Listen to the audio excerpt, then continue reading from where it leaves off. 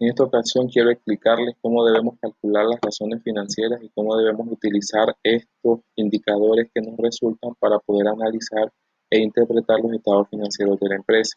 En este caso, les pongo como ejemplo esta empresa con sus estados financieros, empresa de Todo S.A.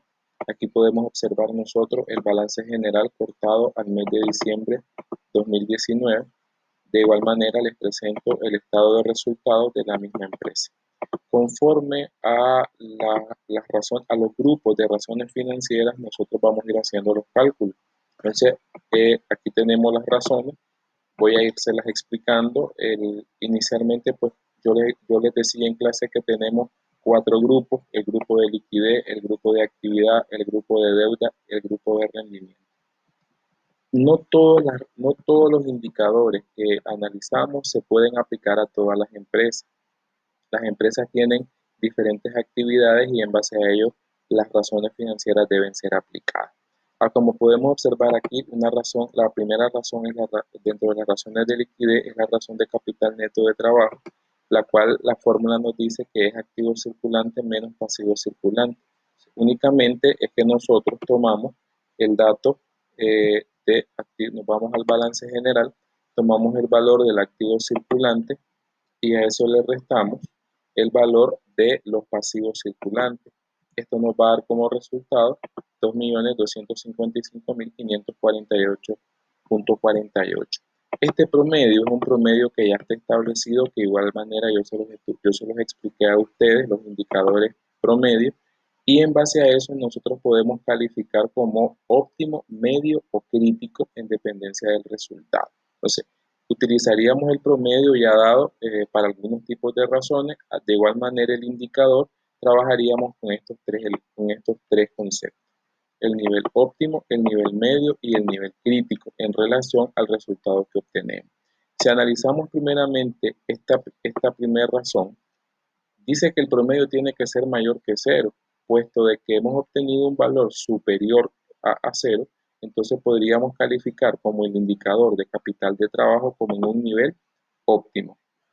En dependencia de eso, nosotros vamos a marcarle el resultado, ¿verdad?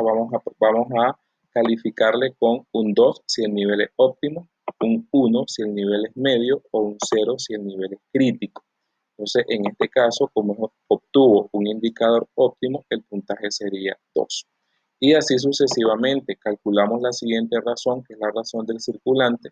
La fórmula nos dice que son activos circulantes entre pasivos circulantes. Hacemos el mismo cálculo. Nos vamos al valor del activo circulante entre el valor del pasivo circulante. El resultado es 1.30. ¿Qué dice el promedio? Que tiene que ser mayor que 2. Sin embargo, yo les expliqué a ustedes que cuando el indicador es 1, esto nos indica que sí hay liquidez. Por lo tanto, independientemente que no alcance el 2, que es el promedio y el óptimo, lo podríamos calificar como un indicador medio. En base a eso, calificaríamos con un puntaje de 1.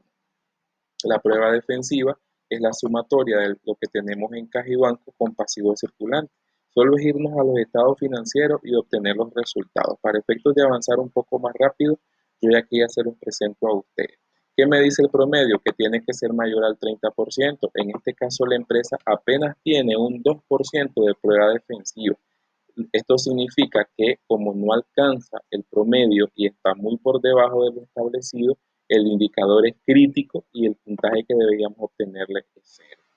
¿Cómo obtenemos el porcentaje total del grupo de liquidez? Simple y sencillamente vamos a sumar los indicadores, el valor de los indicadores, ¿verdad? Y los vamos a dividir entre el total que debería de ser el total de todos los que tenemos. Por ejemplo, si aquí decimos que estamos analizando tres razones financieras, el denominador de nosotros es que sea todo óptimo. Entonces aquí diríamos, aquí tendría que tener 2, aquí tendría que tener 2 y aquí tendría que tener 2. Esto nos indica que tendríamos un total de 6. Pero de ese total de 6 únicamente obtuvo 3. Entonces si decimos 3 entre 6, el resultado, perdón, 3 entre 6, entonces el resultado nos va a indicar un 50%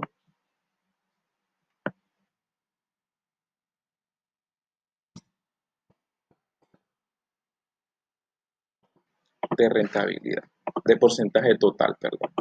Y así sucesivamente, vamos con los demás indicadores. La razón de actividad dice que únicamente podemos calcular esta. Dentro de la razón de actividad tenemos periodo promedio de cobranza, periodo promedio de pago, tenemos rotación de inventario. Sin embargo, toda esta información no nos la brinda, el estado financiero no nos facilita esas cuentas, entonces simplemente no se calcula. Entonces, aquí tenemos rotación de activo total, venta total entre activo total. Al encontrar el resultado nos da 0.88. Dice que el valor promedio debería de ser de 2 a más. En este caso, estamos viendo pues que al menos no está en una situación de ser tan negativo, entonces podríamos considerarlo como un nivel medio. Como es un nivel medio, el resultado sería 1. Entonces, como el indicador es nada más es un grupo el que estamos analizando, entonces sería nada más 2 lo óptimo, entonces dividimos 1 entre 2 y nos daría a nosotros que el valor de actividad es del 50%. Y así sucesivamente con las demás. Si observan ustedes las razones de deuda, la razón de deuda nos dice que es pasivo total entre activo total. Al obtener el resultado tuvimos un 55%. Dice el promedio que no debe de ser, debería de ser menor al 30%. En este caso entonces hablamos de crítico el nivel de endeudamiento que tiene. Y si es crítico, el puntaje que pondríamos sería 0. Esto nos indica entonces que la empresa está mal con respecto a sus razones de deuda. La razón de capacidad de pago de intereses aplicando el resultado, ahí lo podemos ver nosotros, es de 5 a más, obtuvo 31.68, valorado como óptimo, un nivel de 2, promedio 50%. Y así sucesivamente para las demás, de forma que al final nosotros podemos determinar para cada grupo cuál es el porcentaje que se obtuvo. Espero que les sirva y sea de